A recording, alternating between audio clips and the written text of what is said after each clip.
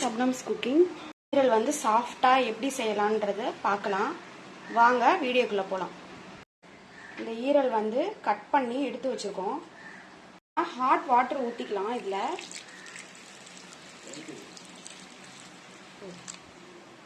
Hot water போட்டுட்டு இதில் வேணும்னா நம்ம வினிகர் கூட சேர்த்துக்கலாம். நான் இன்னைக்கு சேர்க்கலை. ஹாட் வாட்டர் போட்டு இந்த மாதிரி லைட்டாக கிளறி விட்டுலாம். இப்படி ஹாட் வாட்டர் ஊற்றுறதுனால அதில் இருக்கிற பிளட்டு அதெல்லாமே தனியாக கலந்துரும், க்ளீன் ஆகிடும். பாருங்கள், ஹாட் வாட்டர் ஊற்றவும் தண்ணி எவ்வளோ கலராக மாறிடுச்சுன்னு. இதை அப்படியே நம்ம விட்டுடலாம் ஒரு 10 மினிட்ஸு. அது அப்படியே க்ளீன் ஆகிடும். அப்புறம் நம்ம வாஷ் பண்ணி வச்சு சமைச்சிக்கலாம். பாருங்கள், நல்லாவே இந்த இது க்ளீன் ஆகிடுச்சு. ஈரலை வேற ஒரு பாத்திரத்தில் மாற்றிக்கலாம்.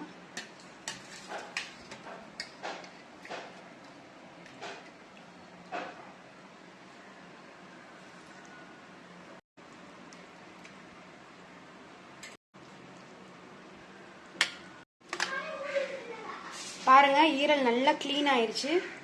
பிளட் எல்லாம் இல்லாமல் நல்லா க்ளீனாக இருக்கு பாருங்க. இப்போ ஈரலை வந்து மேரினேட் பண்ணிக்கலாம். கொஞ்சமாக மஞ்சத்தூள், மிளகாத்தூள், மல்லித்தூள், கொஞ்சமாக தந்தூரி மசாலா சேர்த்துக்கலாம். ஜிஞ்சர் கார்லிக் பேஸ்ட் சேர்த்துக்கலாம்.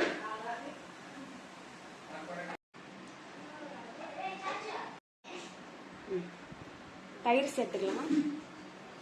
கொஞ்சமாக உப்பு சேர்த்துக்கலாம். இதெல்லாம் சேர்த்து நம்ம நல்லா பெரட்டிக்கலாம்.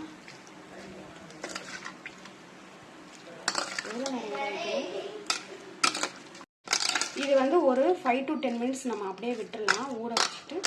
அப்புறம் செஞ்சாக்கா நல்லா சாஃப்டாக இருக்கும்.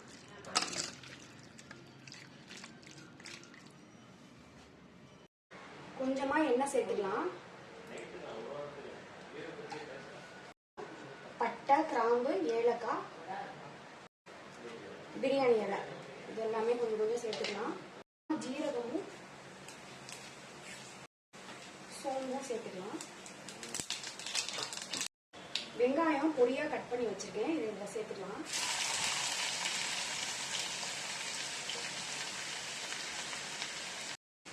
வெங்காயம் நல்லா ப்ரௌனா வதங்கட்டும்.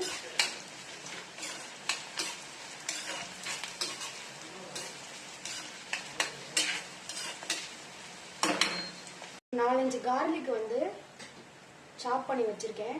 4-5 கார்லிக் அதை நம்ம போட்டுக்கலாம். நல்லா வதக்கிக்கலாம்.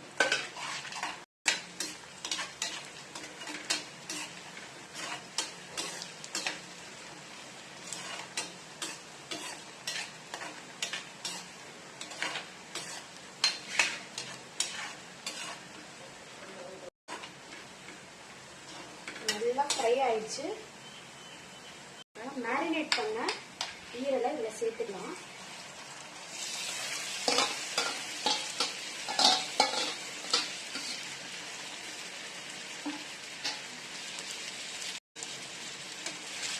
எண்ணெயிலே நல்லா கிளறி விட்டுறலாம்.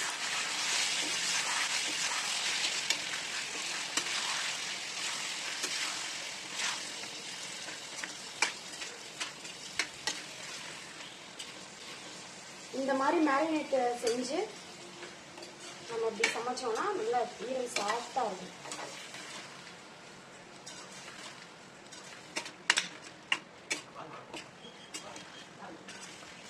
இந்த எண்ணெயிலே நல்லா ஃப்ரை பண்ணி எடுக்கணும். எண்ணெய் பிரிஞ்சு வர வரைக்கும் நம்ம நல்லா இதை வந்து பெரட்டி விட்டுக்கணும்.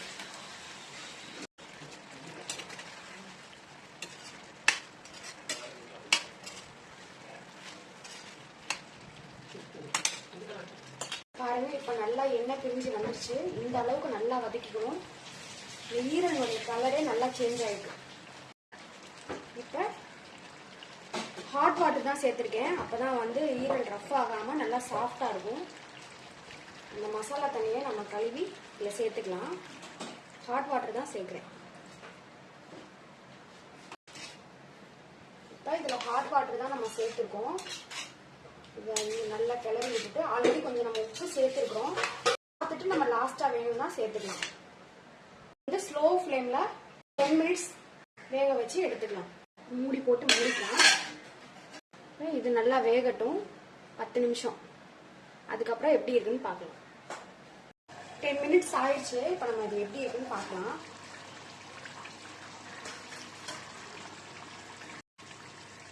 நல்லா கிரேவியா நல்லா வந்திருக்கு.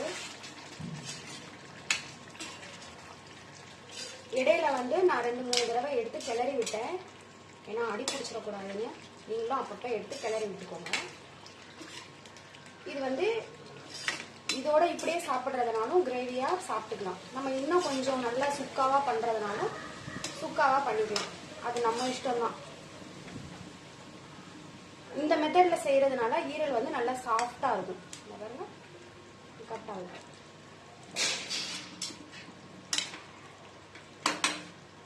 நான் இன்னும் கொஞ்சம் ட்ரையா பண்ண போறேன். பாருங்க, ஈரல் நல்லா ஃப்ரை ஆயிடுச்சு. இந்த ஸ்டேஜ்ல நம்ம பெப்பர் சேர்த்துக்கலாம்.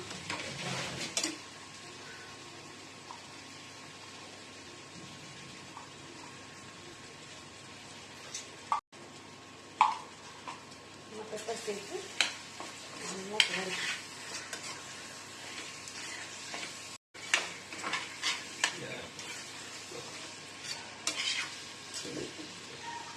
கூடவே நல்லா மல்லித்தழை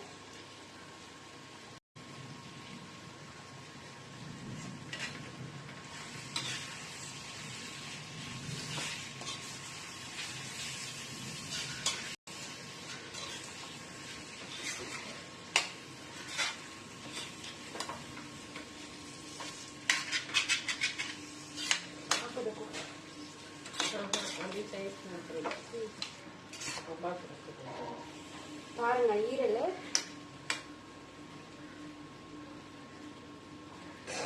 இவ்வளவு சாஃப்டா இருப்பாரு.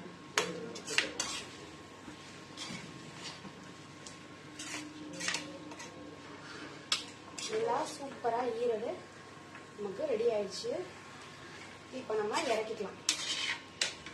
பாருங்க, சூப்பரா ஈரல் வறுவல் ரெடி ஆயிடுச்சு.